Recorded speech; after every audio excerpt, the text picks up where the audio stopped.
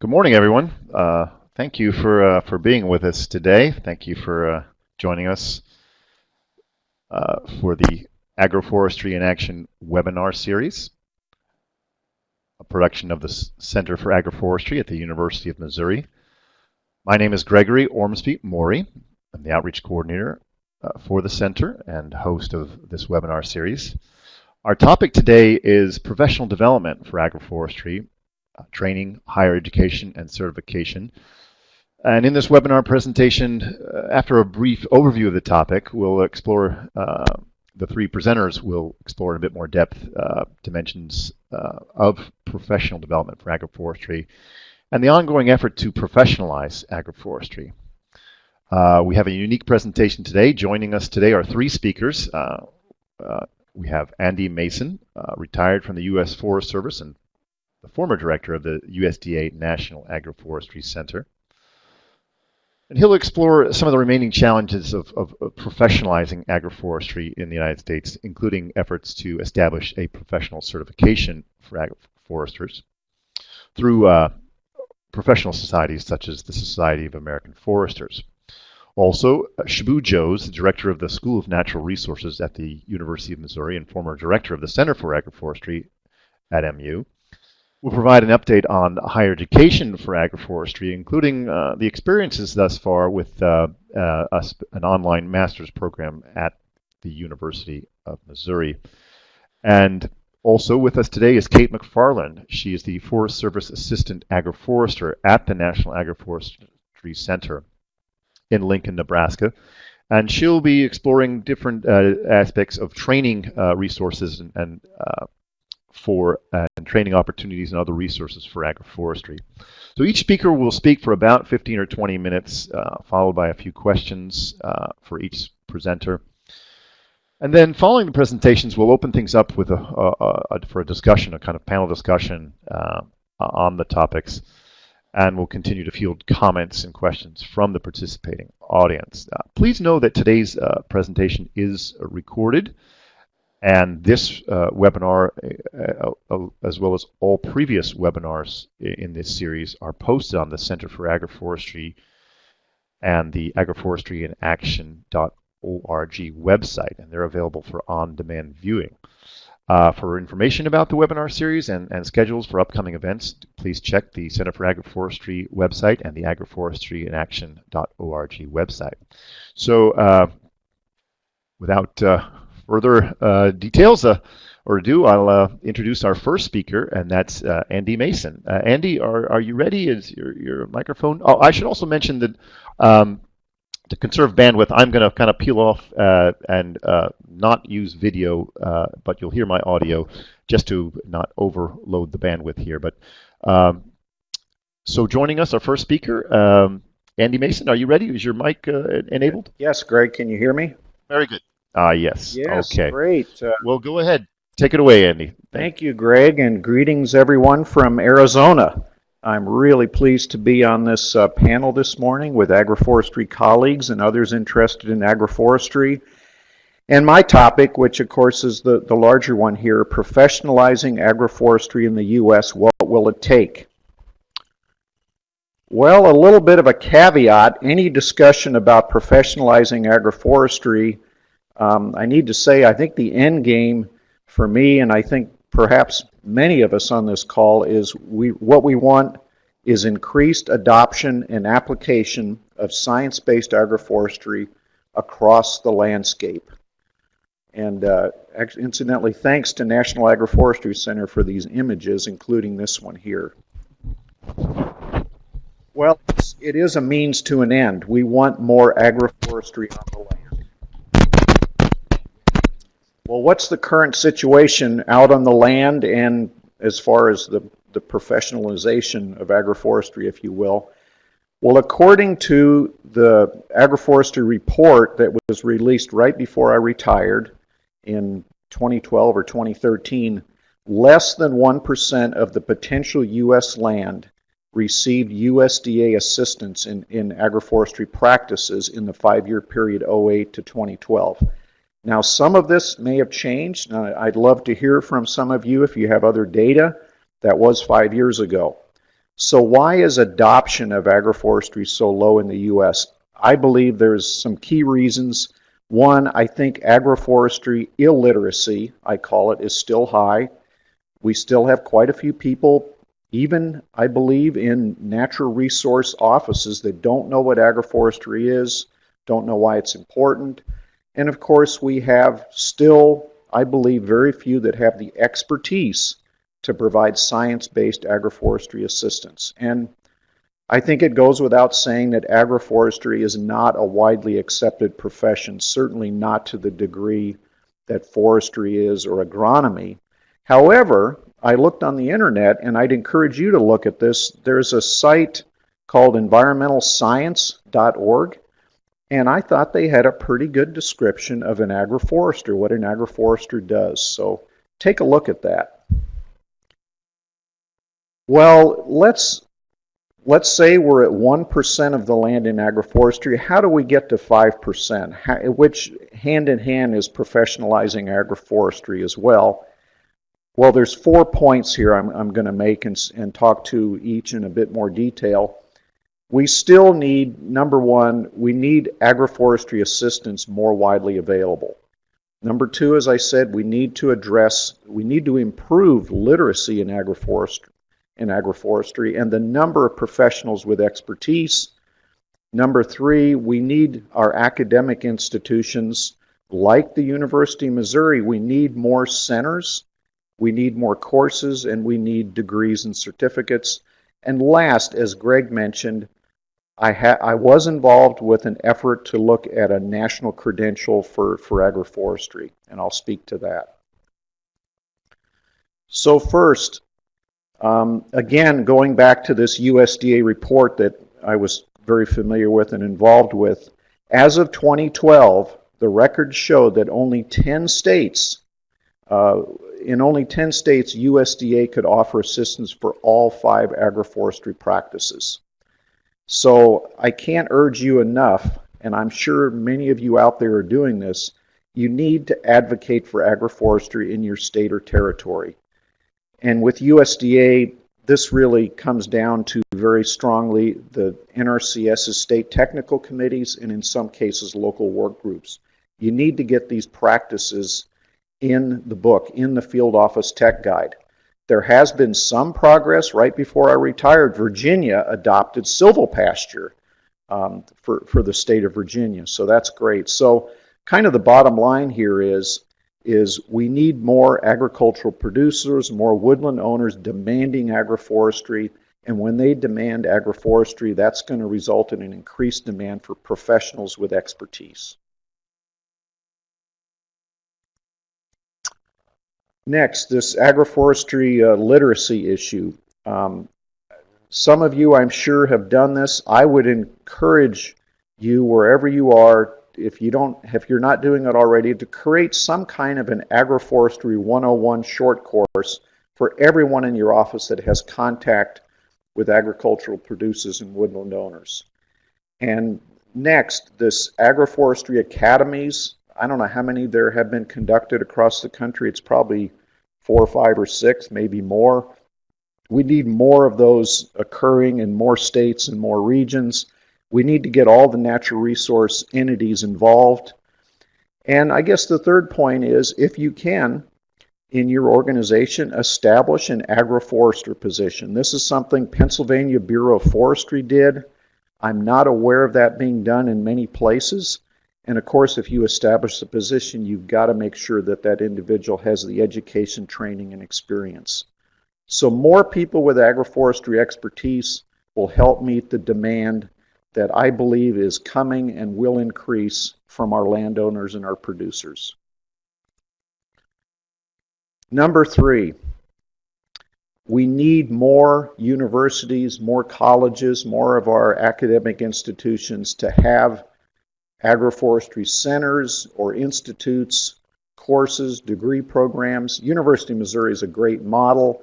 My vision would be one land-grant university in every U.S. region should have an agroforestry center or institute that brings together forestry and ag faculty and students so that they can conduct agroforestry research, education, and extension. This is certainly going on in some land-grant universities and other academic institutions. We just need more of it.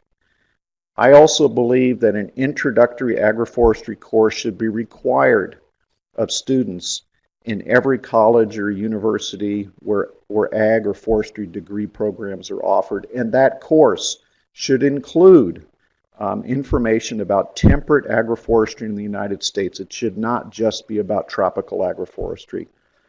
So bottom line is greater focus on agroforestry in our academic institutions means that we have more agroforestry literate graduates and more future experts in agroforestry. Final point is about, and I think ultimately this is where we need to go, we need a national agroforestry credentialing program, certified agroforester, if you will, or some kind of a program where someone can get a credential that's recognized across the country.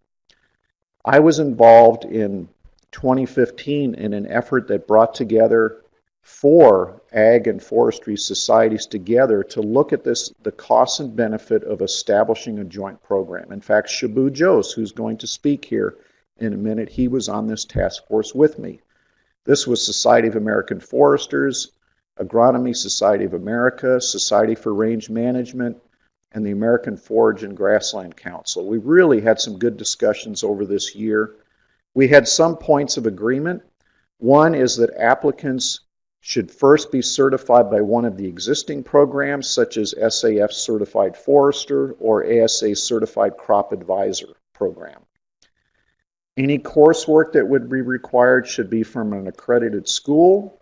We had a lot of discussion about an exam. I believe we all agreed that an exam would add credibility to the credential. However, developing an exam for a certified agroforestry program and administering it would be costly. There should be some amount of experience required, perhaps 2 years working in agroforestry. Certainly needs to be a balance between education and experience. A national certification credentialing program with broad participation by natural resource professionals would certainly advance our profession and ultimately increase adoption.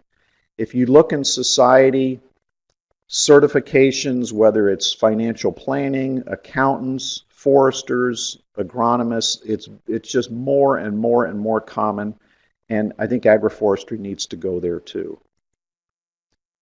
So we certainly, stepping back from this, you all know this, we need less of these forestry and agriculture silos or stovepiping.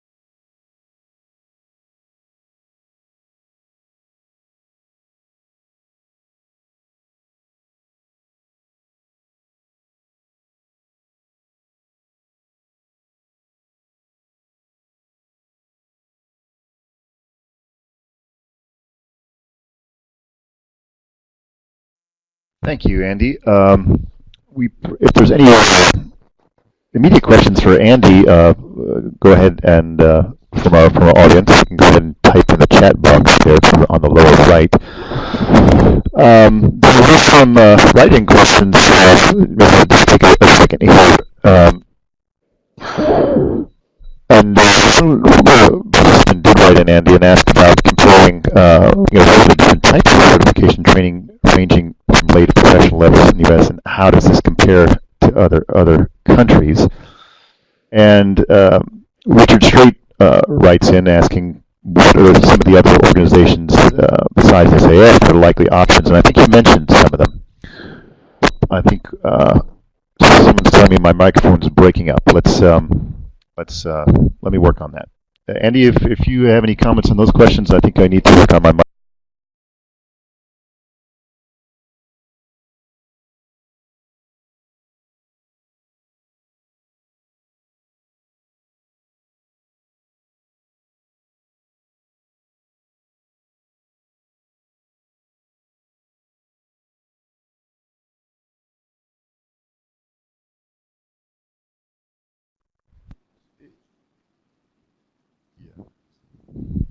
I'm being told that my microphone is hard to hear, so I'm going to try to work on that here. But in just a minute, I'm going to pass things to Shibu Jones, who's going to take over with the next presentation.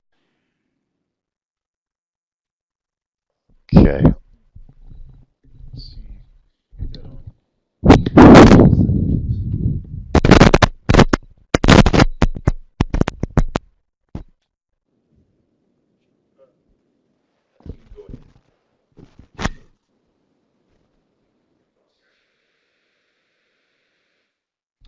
Well, go ahead, Andy.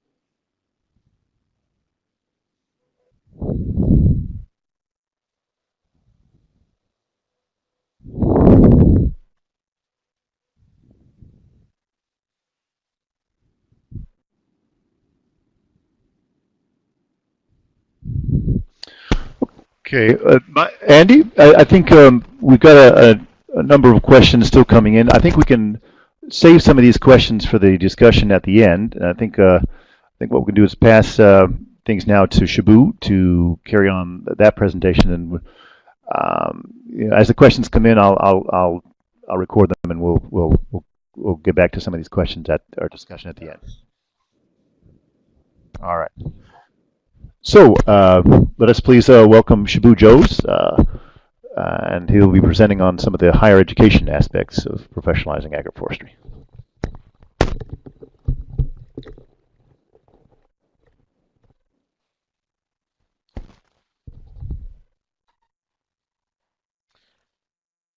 Well, thank you, Gregory, first of all, for the opportunity to talk to an audience using webinar.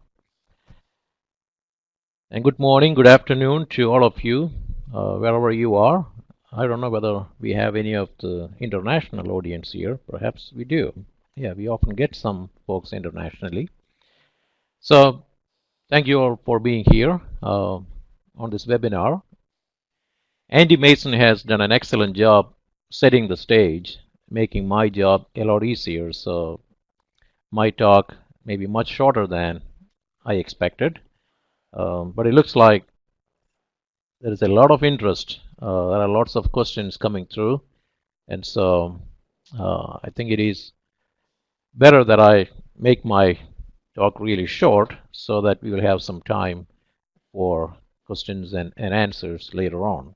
And we also have Kate MacFarland waiting to talk. So Andy explained why we need to professionalize agroforestry. I would summarize it in just one way, that if we have credentials for our practitioners, that they are true agroforesters, then we can assure that the landowners get true professional help. Let me put it that way and move on.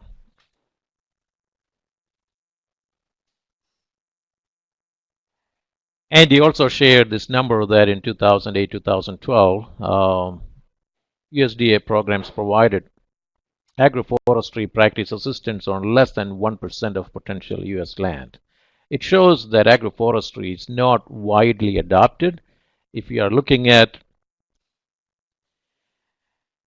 professionalizing agroforestry, first of all, we need to be asking the question like Andy asked, why do we need these professionals? Who are they helping? Well, they are supposed to be helping landowners. And if landowners are not really adopting agroforestry, then why bother? Well, although the numbers don't show that we do have a lot of agroforestry, over the last 5 years in particular, we've been seeing a lot of positive signs where we do see a lot of small farmers in particular adopting some form of agroforestry on their land, and that is encouraging.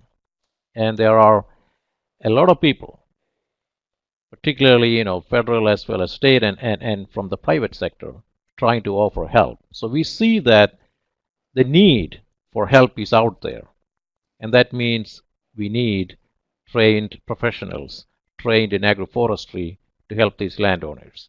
So I can say, based on my experience, at least over the last 5-6 years, that it looks really positive. I think we need trained professionals to help these landowners. And again, I quoted Andy Mason there. You can read that to a large degree, only a small number of natural resource professionals are literate in the basics of agroforestry, and even smaller number are able to provide science-based technical assistance. So if we offer training programs and some sort of credentialing, we can also take care of that from an agency perspective, but we can also help a lot of those private sector consultants out there who would really like to get into a profession that would be similar to a consulting forester or certified agronomist or horticulturist. We can claim that we also have that professional help available for landowners interested in agroforestry. So how do we really do this? Well, Andy provided some options, and I will talk about one of those options in particular.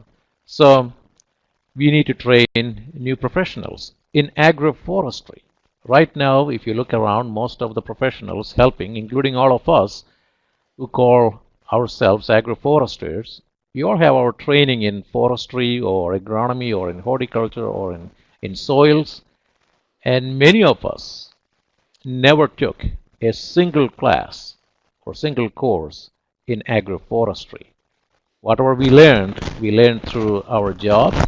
That means, learning on the job. Or in some cases, of course, we depended on textbooks or talked to the professionals or took training beyond our degree programs to be the professionals we are today. Well, that's one way to be a professional, but why can't we offer courses and degrees to train agroforestry professionals at the university level? Well, it's easier said than done. Institutions are also challenged to provide cost-effective educational opportunities with limited campus resources. Some universities are suffering from increased enrollment, but many universities are suffering from decreased enrollment and budget cuts and lack of space and this and that. And so they're looking at new ways of training professionals. But also we see at least positive signs again showing that there is that demand for professionals to be trained in agroforestry, and I've given one example. If you look around Peace Corps, there are over 1,500 Peace Corps volunteers working abroad every year, going from the US and working in other countries.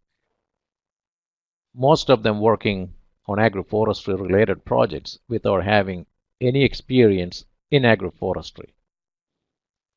And when they return, they are excited about what they did, but they would like to learn what they were doing as part of their Peace Corps experience. They want to get into the details of agroforestry and the theory in particular. So if you look around again, universities offer limited, as Andy pointed out. University of Missouri is doing something, but many other universities where there used to be some agroforestry courses or programs, the numbers have gone down in the recent past, but some new programs are coming up. That's encouraging. But we need more university level programs. So University of Missouri decided that we will offer something. We have the Center for Agroforestry, as many of you know, that gave us at least the credibility to offer something like that. And so we decided to offer something online rather than on campus, but right now we are doing both on campus as well as online. And these are a master's degree that you can either obtain by attending classes on campus or online 100%, or a graduate certificate that you can again receive either on campus or online. So I will share some of our experience trying to train professionals this way by offering a university level program.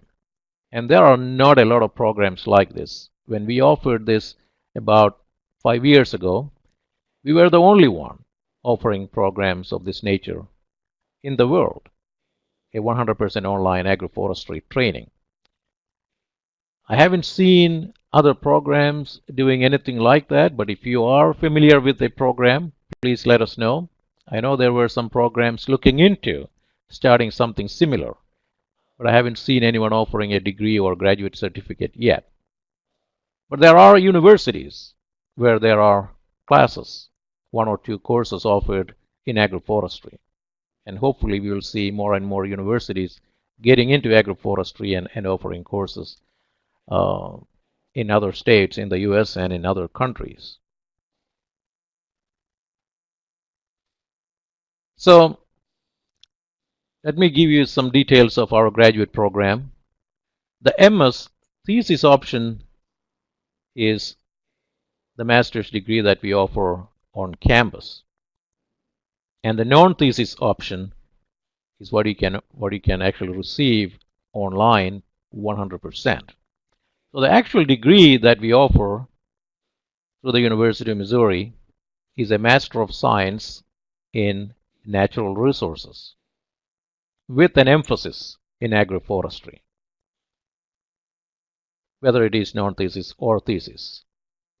But we also offer the graduate certificate, which is a 12 credit hour program, and you will receive an official graduate certificate from the University of Missouri, just like a diploma signed by the chancellor and the provost. So what does it take to receive one of these degrees?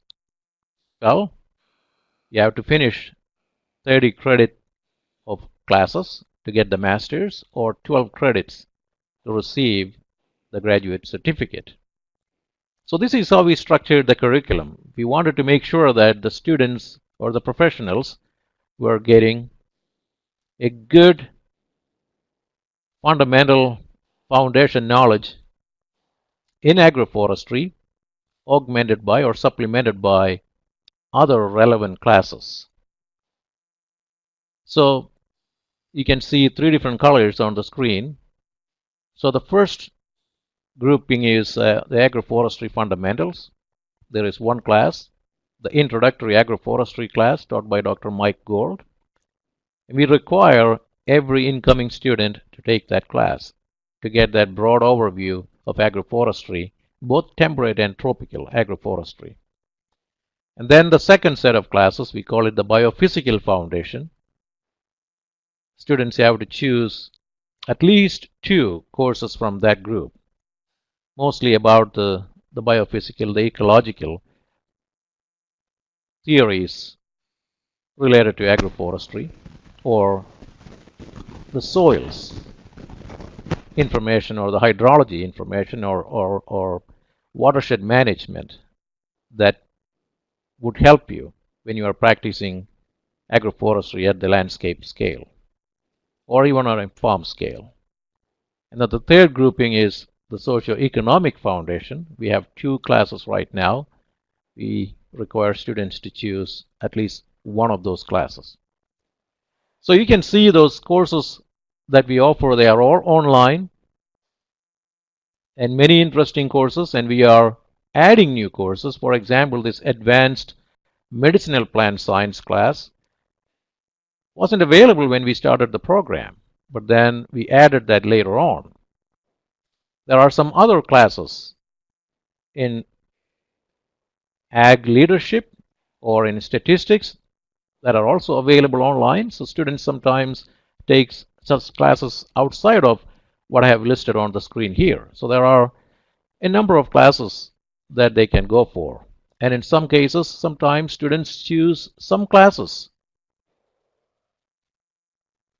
from other institutions that for them may be local. So they can go and take a class from a live instructor from maybe a community college or a university closer to them. And we can at least approve 9 such credits from outside as part of this curriculum.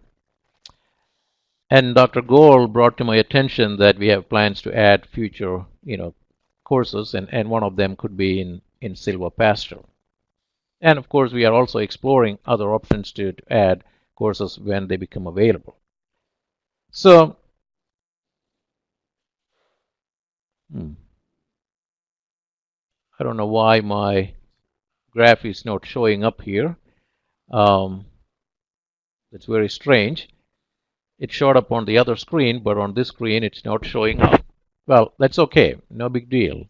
But you can see that we started offering the program back in January of 2011. We started it with 1 student, but we've been getting inquiries from potential students, and that's been consistent, 5 to 10 inquiries every month.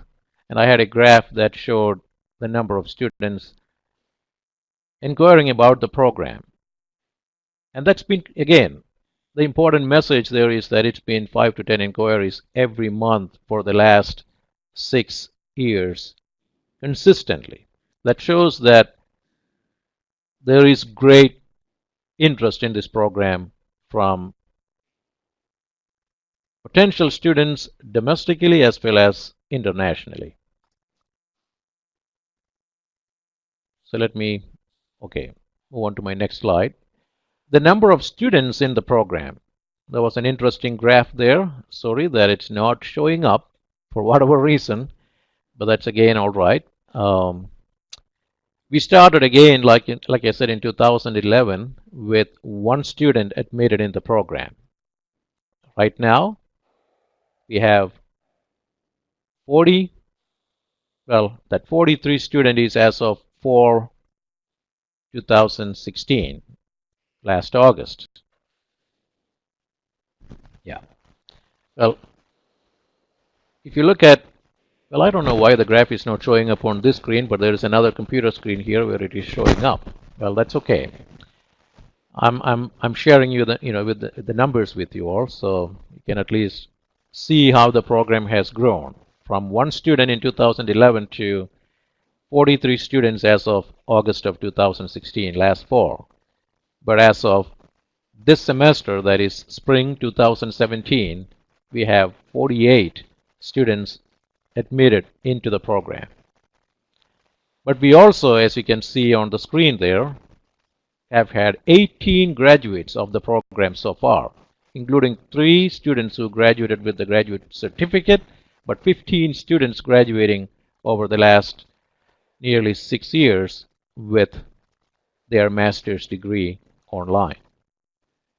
And currently we have, like I said, as of that number is as of last fall, but as of the spring we have 48 students enrolled in the program, and 5 of those are certificate students. That means 43 students. Yeah, that's correct. 43 plus 5, 48. So 43 students pursuing their masters and 5 students pursuing their graduate certificate.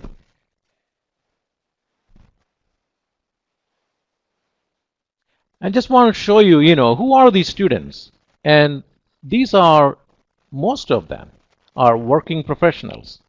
For example, look at these students. The first one is a district forester, but heavily involved in agroforestry. Wanted to get a master's, and he finished. Look at the second one. Mike has got a PhD already, but he's a high school mathematics teacher, wanted to really get into agroforestry as a practitioner, but also as a second career at someday, but also would like to share agroforestry with his students. So he pursued the master's and finished. Catherine, she is Director of Global Development Program for ECRAF, the World Agroforestry Center. Well, she had a bachelor's degree, but no training in agroforestry formally, and then she thought this as the great opportunity because she was in Kenya, in Nairobi, didn't have to leave home, didn't have to leave work. She could pursue this sitting in a different country, and she did. Brad, well, he was working in India and still pursued the online master's program. Simon, a utility forester, but was interested in getting into agroforestry, and so he pursued the master's degree. Tricia, here is an agroforestry professional from Canada who pursued the master's, and Garian, a high school teacher or a middle school teacher, wanted to get into agroforestry. Look at the next one, Dawn. He's a lawyer, Wall Street lawyer, but with land base in the Midwest and in the southeastern U.S. Was really passionate about doing agroforestry on his land and wanted to learn about agroforestry. So he's a different professional, but he's a landowner who was passionate about agroforestry. Matt, a park ranger who got interested in agroforestry. Melissa, with the National Park Service from Washington, D.C. So you can see a cross-section of these students. Many of them are working professionals either in agroforestry or who wanted to get into agroforestry. We are also getting a lot of folks from the permaculture community. They want to learn about agroforestry and put agroforestry practices into their permaculture settings. And I'm just giving you an example, since it is not a thesis-based master's, we still require them to have a project. And if they don't have true working knowledge of agroforestry in the field, we also require them to do an internship. So I'm just giving 2 examples, one as an internship, the other one as a project. So Thad Rhodes, and I'm revealing his name because he actually did a project and published his findings. Keep in mind, this is a known thesis, but still you can see the quality of the project that he did. We are actually getting a paper published in Agroforestry Systems, the premier journal in agroforestry. And that's about adoption, factors influencing adoption of riparian forest buffers in Kansas. And that paper is in press. You can see that I've included that on the screen. The second one, Gary and Beeling. Being a school teacher, he didn't have much exposure to the actual field work or had very little exposure to on-the-ground agroforestry. So students like that, we require them to have an internship. Well, he decided to do the internship with Craig Ellerwitz. I don't know if Craig is online, but so he did that in Hawaii with Craig on his farm, and it was a wonderful experience for him. So he gets credit, not Craig, the student, actually gets credit for the internship through the university. So one of the faculty members will serve as the advisor along with Craig, and then of course as part of the internship they receive the credit through the university. But for the internship, of course, we have expectations and standards that we set up, and as you can see here, there was a publication that Gary helped produce, an extension publication, and I have the front cover of that displayed on the screen, and you can see Craig and Gary and Beeling and others as authors on that publication. So you can see that great outputs as part of the master's program and great experience and exposure for our students. So we are truly training him to be the agroforestry professionals by the end of the program. Well, Andy talked about this quite a bit, so I'm not going to mention any of these points, but only the two highlighted in red. So how do you professionalize?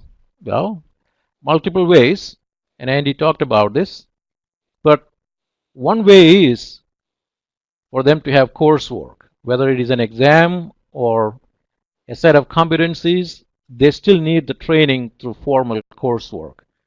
And that's what we are providing through the masters or the courses available through online platform here at the University of Missouri, so that they can acquire those skills through their coursework and internship. Continuing education is also necessary. Once you are certified, every so often you have to get recertified. And for that, you still need to take some classes. Well, for working professionals, these online classes are perhaps the best way for them to get formal credits for recertification. So what is being done? Well, Andy talked about the work, the task force that was set up, and I had the pleasure of serving. Well, I think it is still active, so I have the pleasure of serving on that task force with Andy. We are, as he mentioned, working with all these organizations. My message, take-home message for you is that the demand exists for training programs, whether it is a master's program or a formal coursework or a graduate certificate or even informal training. The demand exists for agroforestry. We are seeing that, and I hope that I demonstrated that, using those numbers from at least our limited experience with the master's and the certificate program. I also would like to showcase this from the survey that Andy was talking about as response to one of the questions. The survey that ASA, the American Society of Agronomy, did of their 13,000 certified crop advisors, about 4,200 of them responded. Although Andy wasn't very optimistic, he said the numbers were low, but I still would like to highlight that about 25% of them supported the creation of an agroforestry credential. To me, that is still a good number. If it is 25%, and if we can use that as a 25% of the 30,000 CCAs, Certified Crop Advisors, that's a huge number interested in agroforestry. That's a sample, but again, I would say that that's a huge number interested in getting agroforestry credentials. That means they will want to take courses maybe exams and get certified through their respective professional society, like the Agronomy Society or perhaps SAF. SAF is just Society of American Foresters is just about to begin a survey like that. So we are looking forward to seeing those numbers, hopefully in the near future. Well, again, the bottom line is that we need more university level training, like Andy said, formal and continuing education type. And Agroforestry Academy that Dr. Gold started here at the University of Missouri is an example, and it's spreading throughout the country now. Various institutions are using that model and promoting the Agroforestry Academy as an informal training. Well, so both formal and informal training in agroforestry are essential to keep moving towards finally having a formal credentialing of agroforestry for professional agroforesters. I think that's where I will stop. I'll be glad to answer any questions, and I can see there may be some questions. Or maybe we will wait. Yeah, thank you, Shibu. We have a few minutes. If there's any questions specific to Shibu's presentation, write them in the chat box. On to the next presentation with Kate.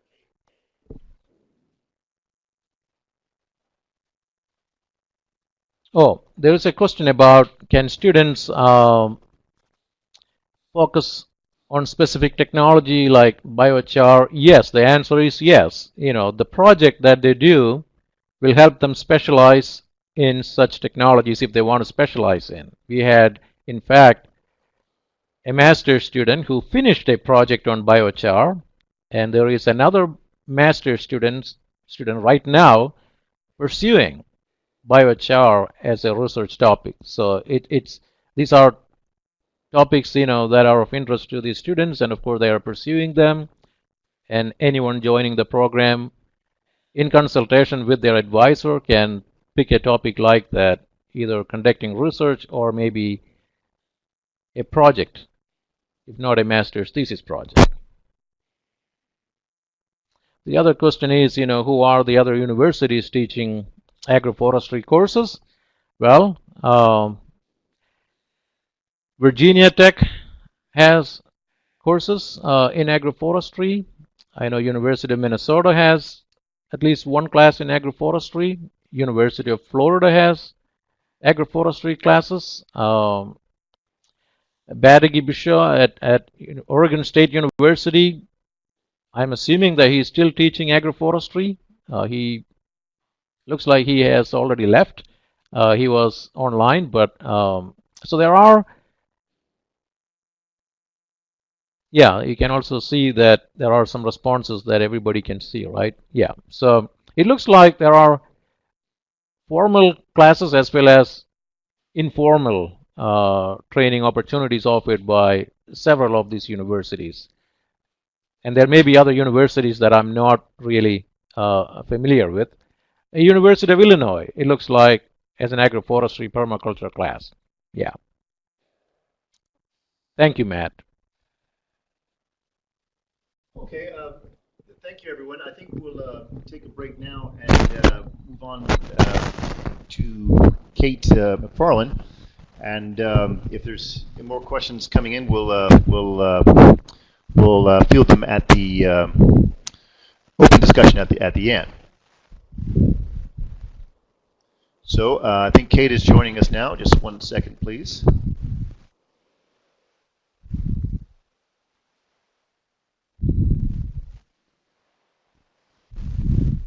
I am. Kate, are you with us?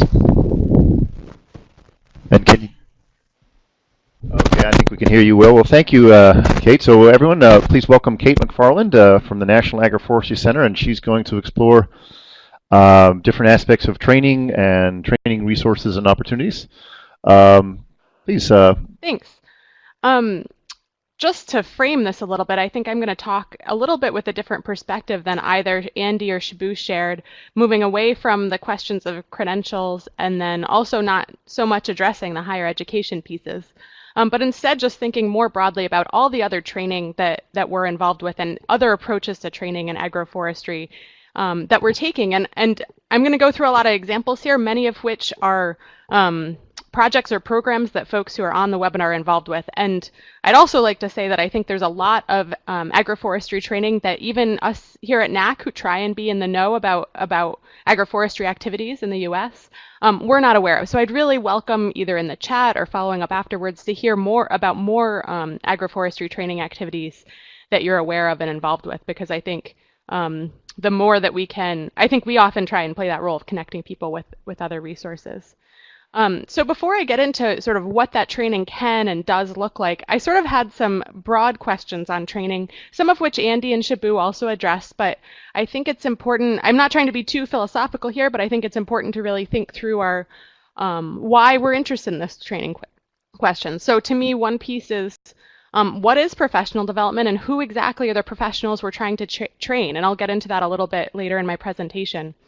Another big picture question for me is what are the desired outcomes of training? I think largely the one that Andy and Shibu both addressed is that an important desired outcome is increased adoption of agroforestry. Well, are we sure that training is the best way to do that? Or how do we need to complement that with policy or cost share or other kinds of approaches to that adoption of agroforestry? Where does training fit in among that bigger picture?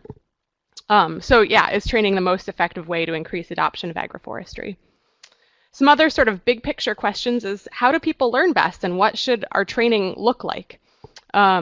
Should our training be agroforestry centric or focused on different conservation or agricultural concerns and outcomes? I think a lot of the time we'll label things agroforestry and that's really effective. How can we complement that with trainings that are focused on water quality and use agroforestry as one tool in our toolbox? Or how can we focus our agroforestry efforts into integrating our agroforestry training into other kinds of training that are already going on?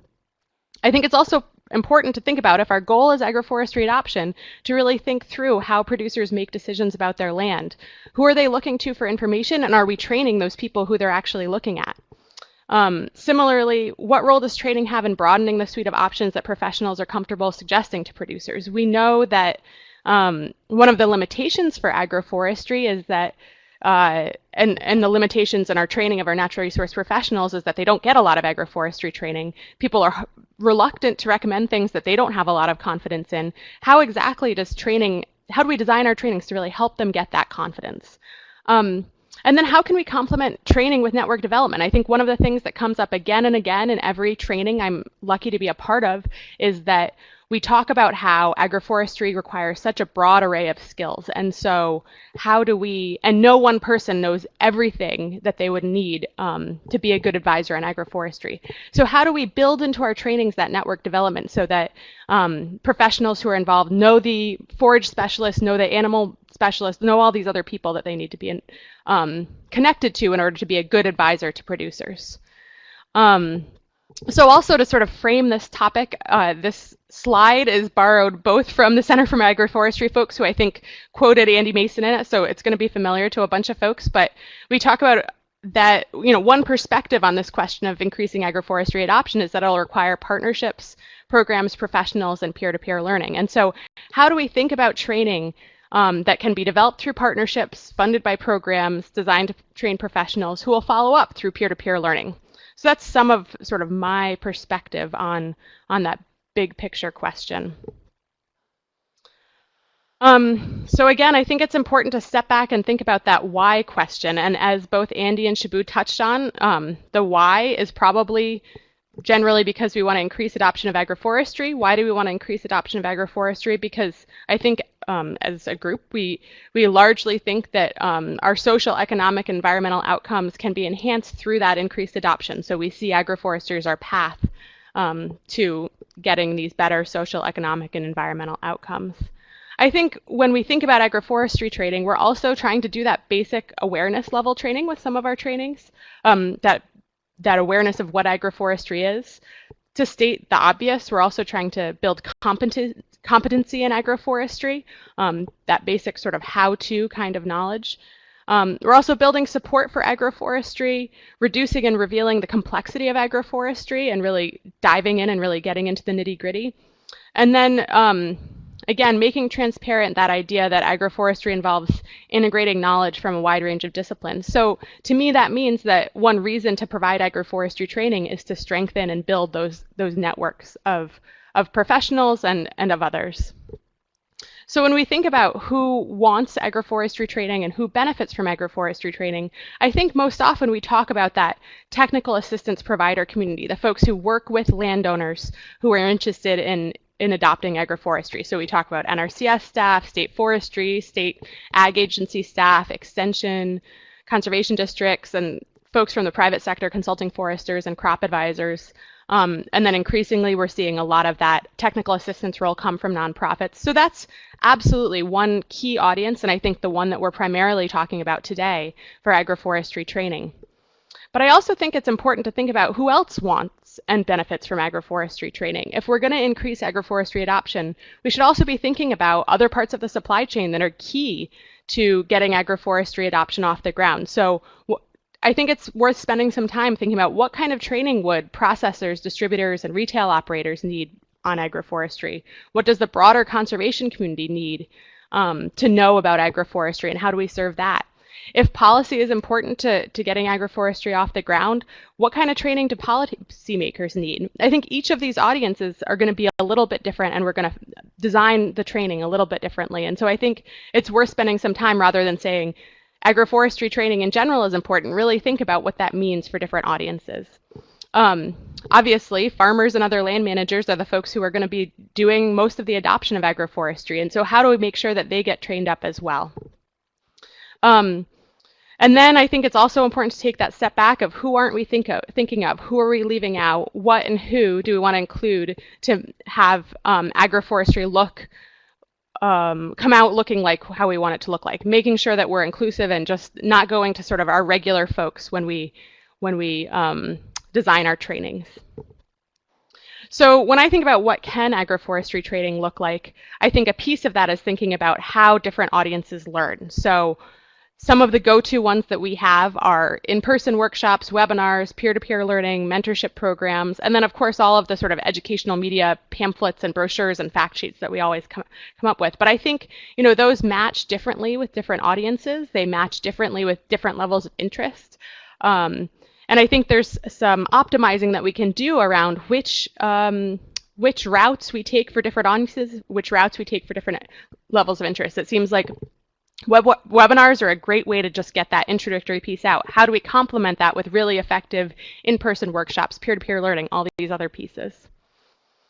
So I'm going to go through a few examples of what we see agroforestry actually looking like, giving some examples of what we've done so far. So multi-day in-person workshops, they take a lot of coordination. You need to find folks who have a high level of interest in order to take the time to do a multi-training, get support from their employer, themselves, their vacation time, whatever it takes.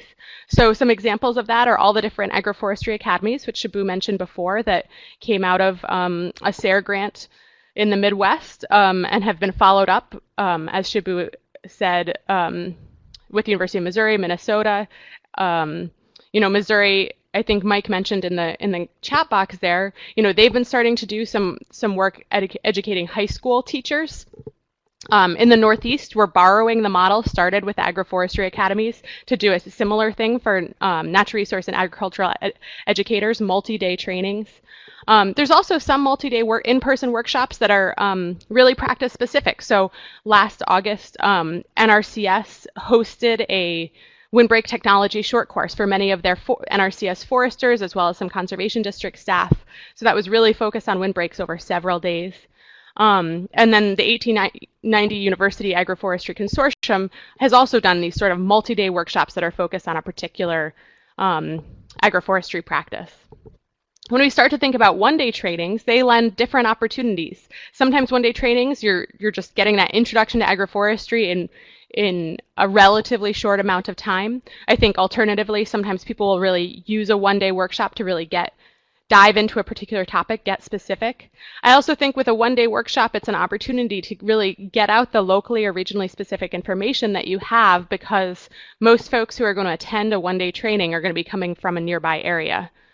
I'm not sure. Sorry, I'm just not trying to advance my slide quite yet. I think a lot of people use one-day workshops to do field days.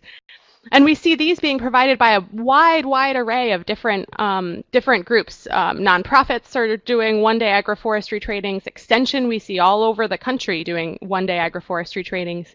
State agencies and so many others using sort of that one-day format. So again, I want to spend some time thinking about how do we really optimize that kind of a training to be effective. I think there's also opportunities, and we've seen this before with doing in-person trainings that are associated with a conference or other professional meeting. Everything from the American Planning Association to the National Association of Conservation Districts. The Missouri folks and many others were involved last year with the National Association of Agricultural County Agents, sort of conference-based training. We're going to have several pre-conference trainings associated with the Association for Temperate Agroforestry conference coming up this summer. I think that's another format where you're meeting people where they're at,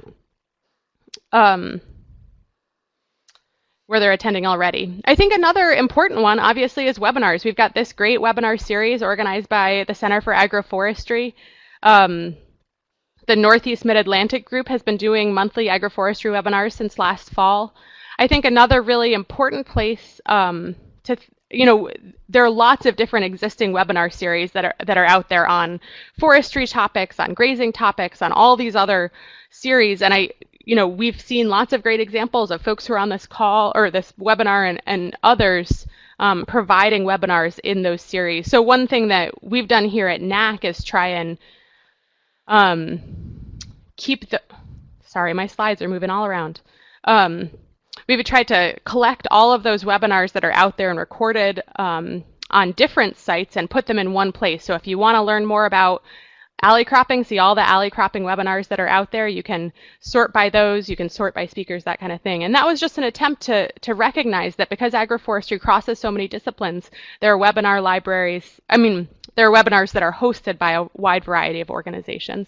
So I think webinars are an also important part of training, especially because so many webinar series go through the process of being eligible for continuing education credits for these different organizations we've mentioned previously. So I think that role of continuing education credits in training is important to think about as well. We do a lot of peer-to-peer learning in agroforestry as well, and I think that's an opportunity we can do a lot more of that. Some examples are the Appalachian Beginning Forest Farmer Coalition has an explicit goal of peer-to-peer learning in there. We've got groups like the Silvopasture Ning and the Mushroom Growers Listserv that I think are these examples of people sharing among grower peers. I think if you look at like our AFTA organization, I think that's a great example of where there's peer-to-peer learning among professionals in agroforestry. And then when we get to the policymaker level, USDA has an interagency agroforestry team, and to a certain extent, to me, that's also peer-to-peer learning among USDA agencies and people who work for those agencies about what each of their agencies is doing to support agroforestry. So I think there are lots of great opportunities to think more broadly about peer-to-peer learning as a route to agroforestry training. And obviously, I think another key way that many of our organizations think about agroforestry training is through providing different kinds of educational media, everything from books to brochures to handbooks to videos. And one of the challenges in this approach is that I think it can be really overwhelming. We have these long lists of resources, or even on our site, we have long lists of different publications we've done. How do we help people navigate that better so that that educational or training resource is useful to them and accessible to them and not overwhelming? When we think about what agroforestry training can include, it's such a wide variety of topics and approaches. So everything from how-to information on different practices and systems. Sorry, I don't know why these keep slipping ahead. Case studies, benefits, barriers, details on USDA programs, economics, supply chain questions. It's so broad. And I think one of the challenges in developing agroforestry training is really thinking about who your audience is, thinking about how long they're coming for, not trying to pack in too much. One of the resources we've tried to develop here at NAC is coming up with some sample training agendas for trainings of different lengths to try and think about what are some of your opportunities for fitting those different topics together.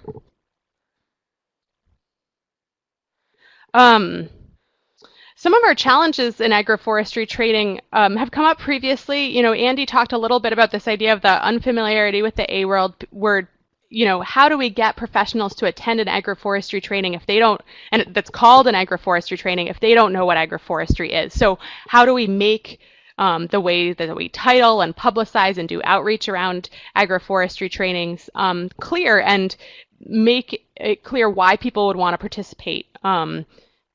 What does it mean to title things an agroforestry training or an agroforestry academy or an agroforestry institute? Certainly another challenge is making sure folks who want to participate have the organizational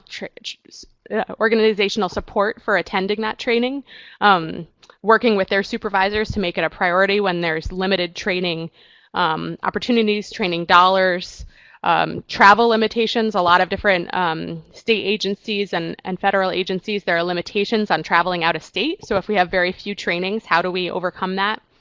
I think too, a challenge we faced in designing agroforestry trainings is that we get a bunch of people who are excited about agroforestry, but they may be coming in with really different knowledge levels. So some of them may have graduate degree experience in, you know, taken lots of agroforestry classes.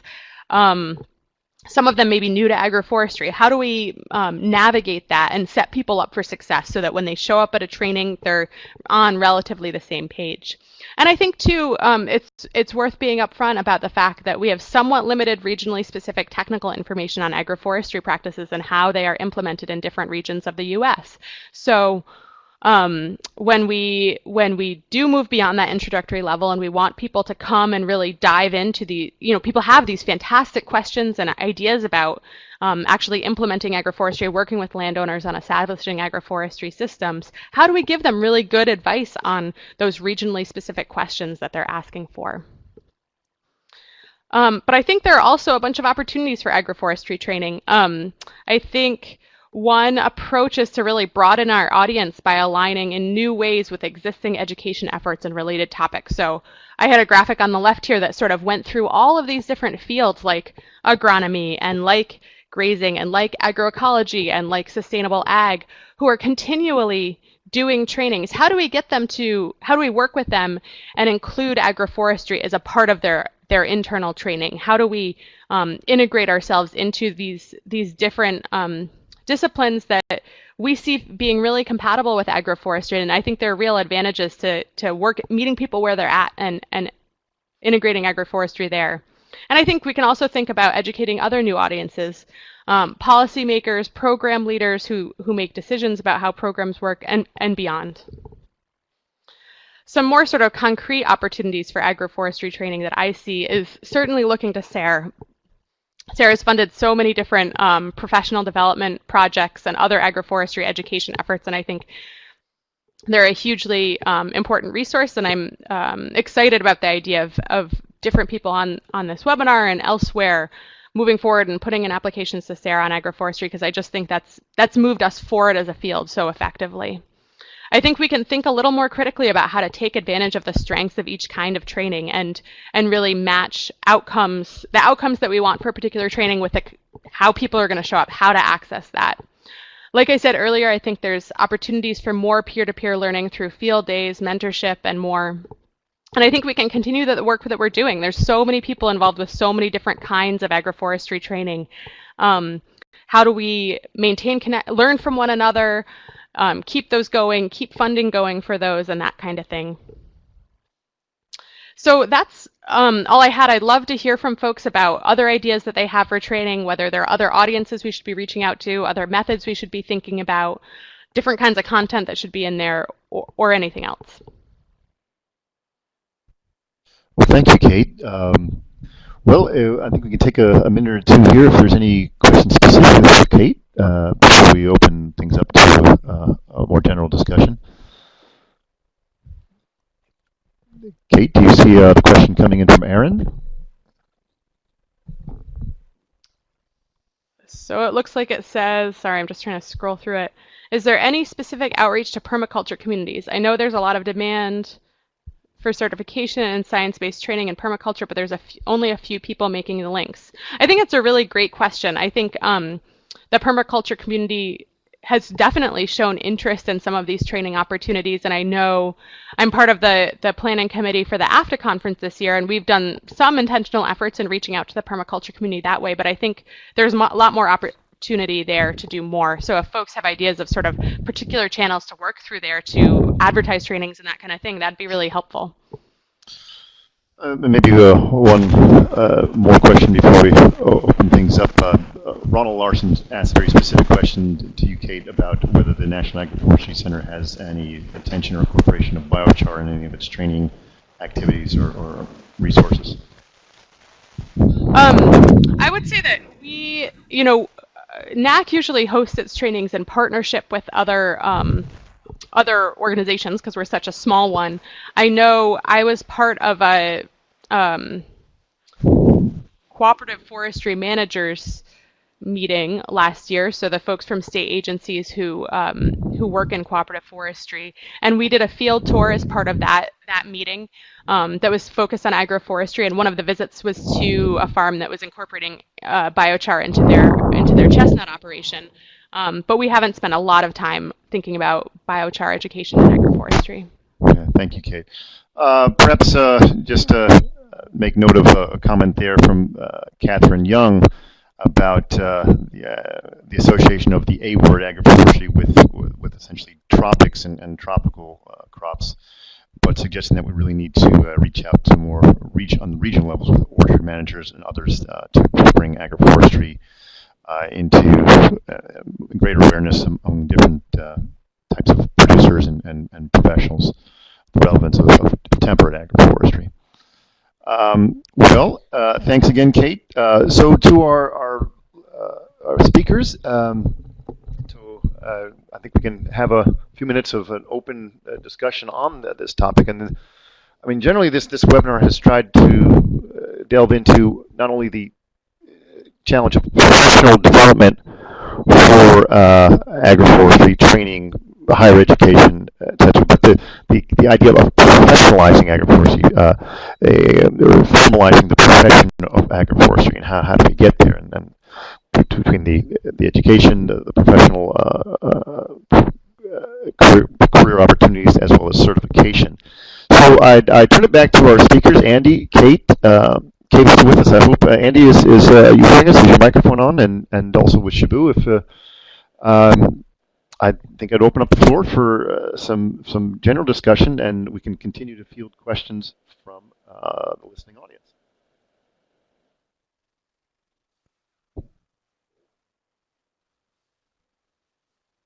Great, thank you.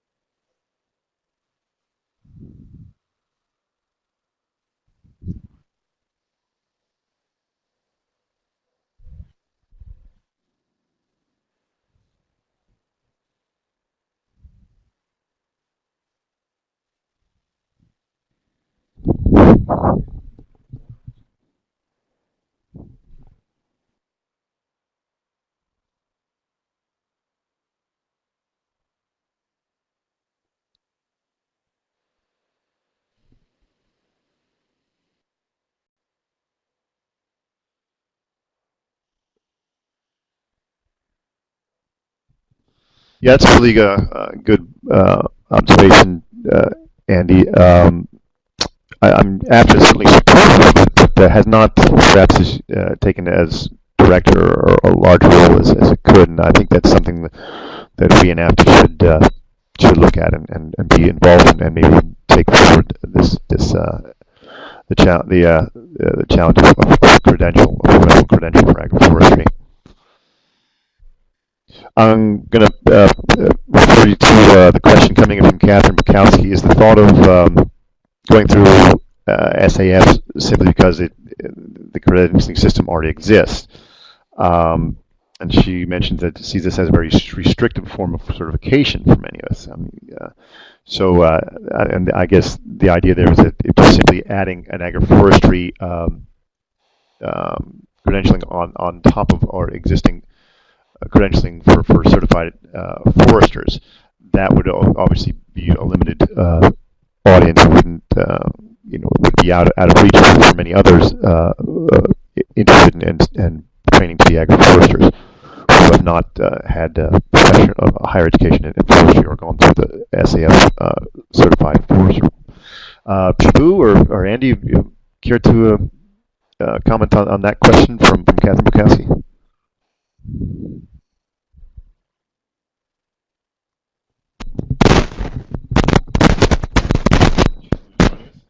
Well, at least the current line of thought, when we were discussing with SAF and the other societies, were what we have just described. If you are certified by one of those societies, then the next level will be agroforestry. A subset of them will be interested in getting certified as an agroforester. Well, is that the best way to go about it?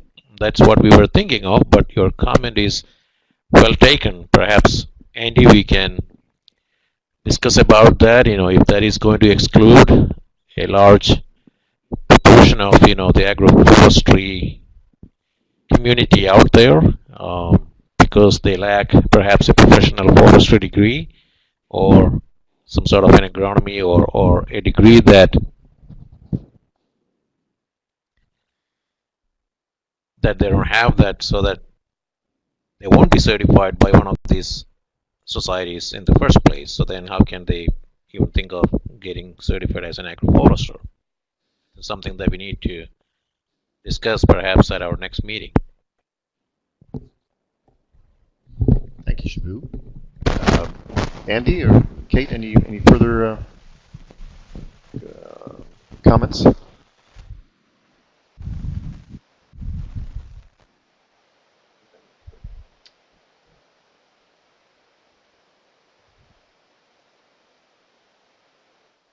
Oh, okay. Yeah, I've seen the message now that there was a problem with our microphone here.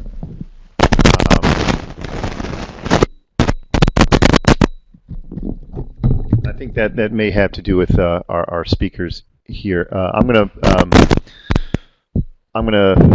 sorry about that. The question had to do with well, it's just that the SAF certification through SAF would maybe be a bit too restrictive and wouldn't really be open to those aspiring agroforesters who are not specifically trained as foresters or gone through a forestry program.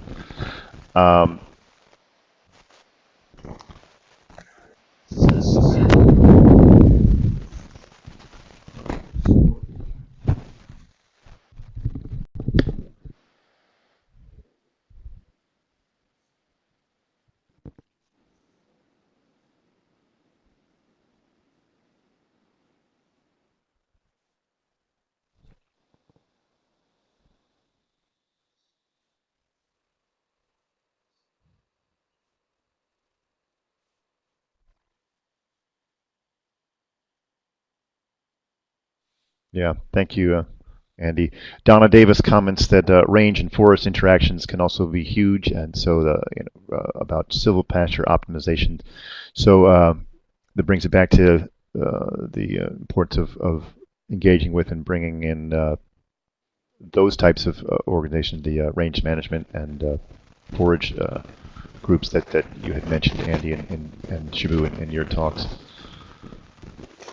Well, let's see. Are there any more questions coming in from the audience? I was hoping to just make a quick comment, Gregory. I saw that Matt Wilson said one of the problems I see with professionalizing agroforestry is there aren't many specifically agroforestry jobs out there.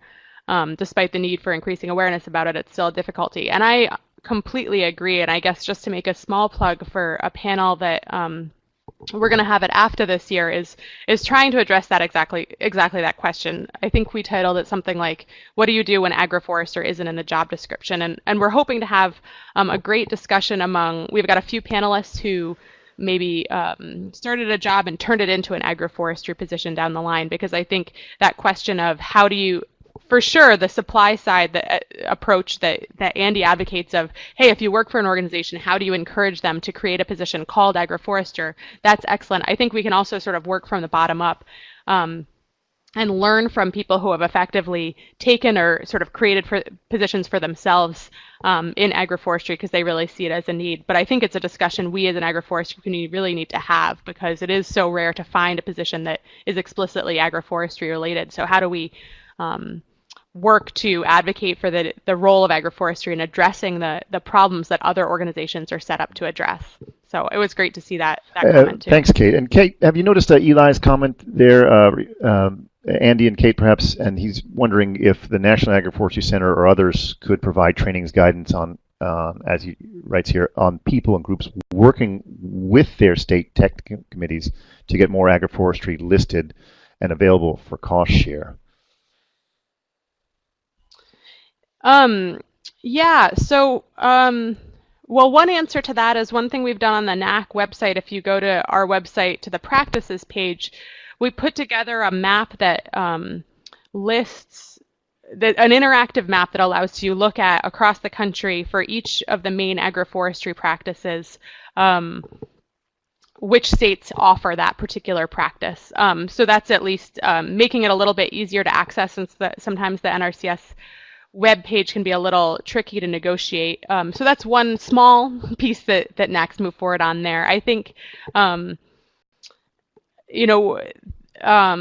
I think that's an opportunity. It's definitely a topic that comes up, I would say, at most trainings that we're a part of. There's some limitations in sort of what NAC's role can be as a federal agency, but I think there's definitely a lot of questions around that topic. So I really appreciate that coming up. Hey, thanks, Kate. And before we maybe move on to perhaps the final question, before we conclude our time here, I just want to call your attention to Kate and others have mentioned AFTA and specifically the North American Agroforestry Conference that'll be coming up in June in Blacksburg, Virginia. In fact, Catherine Bukowski has just, thankfully, thank you, Catherine, written in her comment and included the link to find out about that North American Agroforestry Conference and the registration link. Thank you. That's regonline.com. And also, Mike Gold has mentioned that the upcoming Agroforestry Academy, Summer Agroforestry Academy at the University of Missouri will be this July. But perhaps one final question address here that Matt Wilson has written in, and maybe Shibu can comment on this question.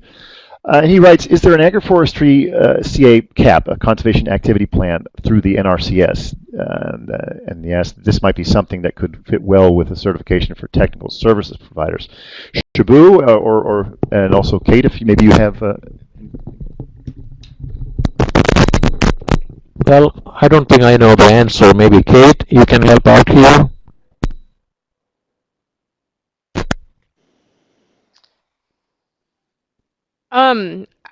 There's it's tricky to say something universal like that because of each state working a little bit differently with NRCS, but I think those questions of how to fit into certifications for technical service providers is definitely something that needs to be more integrated into our training. It looks like Doug Wallace has responded to that.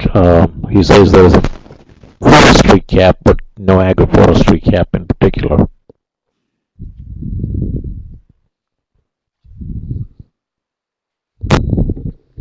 Well, thanks, Shibu and Kate. And Eli Roberts also mentions that one should check the field office, NRCS field office, and the technical guide for your state, and offers a website, a link to refer to. Well, we're moving up towards the end of our time here, so I see there's still comments coming in. If there's any final burning question, otherwise I'm going to thank everyone for your participation and all the great comments and questions, and to our three speakers today, Andy Mason, Shibu Joes, and Kate MacFarland. Please know that this, as I mentioned, this webinar has been recorded and will be posted on our website, both the Center for Agroforestry.org and the agroforestryinaction.org websites, and you can check there for information on our future webinars and schedules. So thanks again to our speakers, and thank you everyone for participating. That's concludes our presentation today. It's been a lot of discussion and questions to an ongoing challenge, that of professionalizing agroforestry and furthering professional development for the field. Thank you again for joining us, and please check back again for future presentations. Bye-bye now.